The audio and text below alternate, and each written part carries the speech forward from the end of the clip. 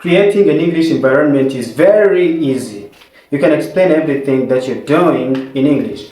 Try to do anything in English. If you're going to explain anything in your mind, just use English. Like, what am I doing now? I'm peeling a potato. I am peeling a potato. Ndiguhata ikijumba. This is a potato. I'm using my knife to peel a potato. I'm about to cook. Can you see this? Then, how do we call something like this? How is this called? This is a cup.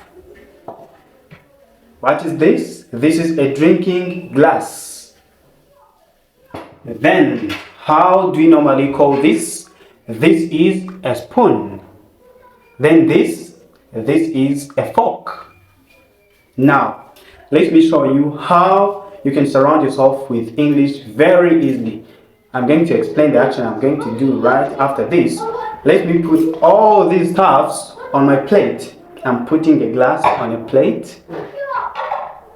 A glass is now on a plate. Now, the cup is on a plate.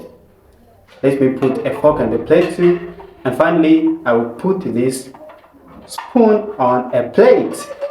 So, all of these are on a plate. Now, let me leave this. I'm going to continue peeling my potato. I'm hungry. I'm going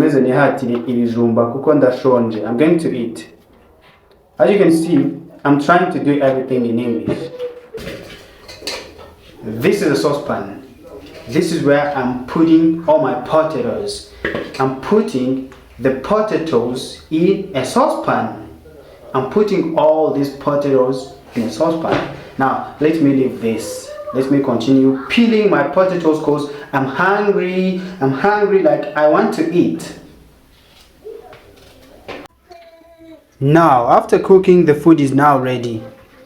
I can now enjoy the meal, but I don't have the soup. Oh, I'll have to cook the soup first. But before I cook the soup, let me pick one. I will pick this one. Let me eat it.